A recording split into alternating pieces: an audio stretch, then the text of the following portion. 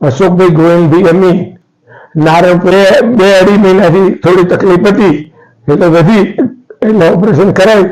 હવે બરાબર છે અને ચાલી શકું છું, પગ વારી શકાય છે. હા, તો સીડીના પગથિયા ચડાયા અને હવે કોઈ તકલીફ છે, દુખાવો સાધારણ રહેશે.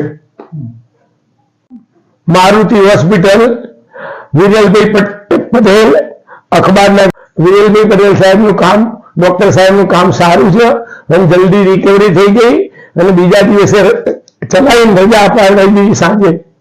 Okay sir.